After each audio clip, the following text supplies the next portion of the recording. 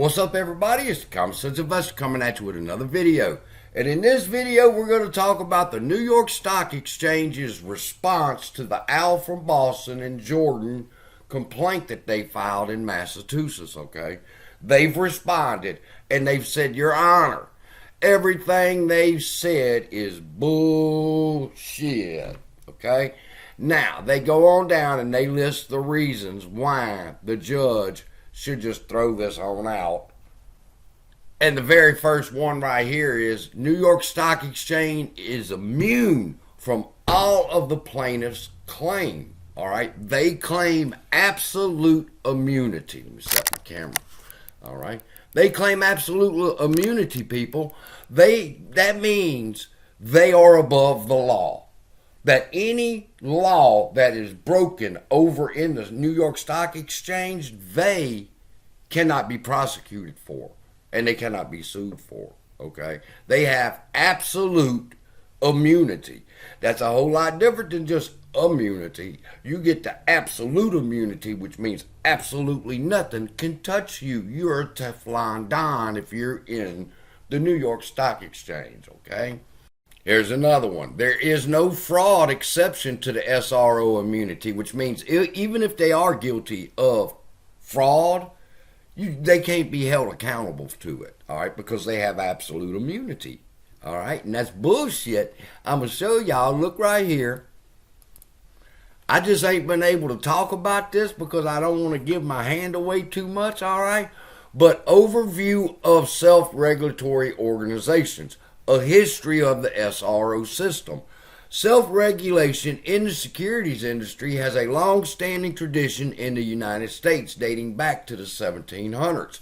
Footnote: the Buttonwood Agreement of 1792 formed the first organized stock exchange in New York. Footnote: what do you think the name of it was? The New York Stock Exchange. And prior to the stock market crash of 1929, there was little support or need for federal regulation and oversight in the stock market. Number 3, stop. All right. What they're saying is in the 1792, they had the Buttonwood Agreement and they created the New York Stock Exchange. And for 137 years, they regulated themselves. All right. Until the market crash of 1929. When the market crash of 1929 came about, everybody got upset and said, look what these son of bitches have done to our stock market. Those sitting at the top, those that are in the New York Stock Exchange, all right, letting the market makers just do whatever they want. This is in the era of the J.P. Morgan people, okay? The prevailing outlook shifted with the occurrence of the stock market crash of 1929, which led to the loss of public confidence in the market. Footnote: following the significant financial losses in the 1929 crash and subsequent Great Depression, investors sought the establishment of regulatory framework to prevent the occurrence of events that transpired in 1929. What did they come up with? They created the Securities and Exchange Act of 1933, or the Securities Act of 1933, and the Securities and Exchange Act of 1934. All right, that's how the SEC became about. Now, it became established that the SEC would stay out of the New York Stock Exchange's business as long as they conducted themselves like adults over there and quit stealing every fucking thing. The government would not get involved. They would let them run that company. And so they do. That's what self-regulation is. It's not that you have absolute immunity for being sued or anything. SRO says you got the right to regulate yourself. Unless you fuck up, then the government can step in and punish that ass. That's the history of the SRO and the establishment of the SEC. See where I tell you all that right here? Under the Revised Securities Act, SROs retain, that's New York Stock Exchange, retain their responsibilities for the day-to-day regulation and administration of the U.S. stock markets, but were now compelled to register with and operate under the supervision of the SEC, a consequence of their prior shortcomings as SROs.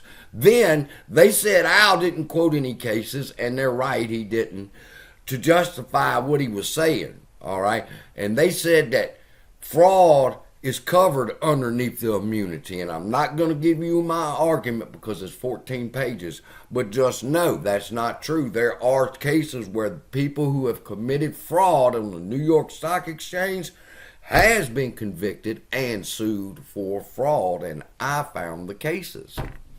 This right here is a good one. Under the Securities Exchange Act of 1934, stock exchanges are considered self-regulatory organizations which courts have found afforded them absolute immunity from civil damages. 25. I give you the case where they established that they do have absolute immunity. I'm agreeing with my enemy quickly, as the Bible says. But watch how I destroy them. All major U.S. exchanges have demutualized to become for-profit shareholders-owned corporations, yet they maintain SRO status and continue to enjoy the immunity that comes with it. Stop. I just told them, yes, you are an SRO. But it's also true that you're a for-profit organization. And I've got a case that shows that if you're a for-profit organization, you can't regulate yourself. The fuck out of here with that absolute immunity shit. That's all you get. I'm not giving y'all no more. Like I said, it's 14 pages and about 110 footnotes that establishes my argument. So step to me, New York Stock Exchange, when it comes time to face off with me with these bullshit reasons why they should deny me. I'm going to chew your ass alive. You better give your lawyers a raise and get them working a little harder. So with that, love y'all. Be blessed. And I'll see you in the next video. Oh, if you want to check out the ebooks, there's a link down below pinned in the comments. It's $3.19, 20% off right now. Till the 1st. I think I'm going to give it all the way to the 1st. So check it out. It helps us out. Love you. Be blessed. I'll see you in the next video.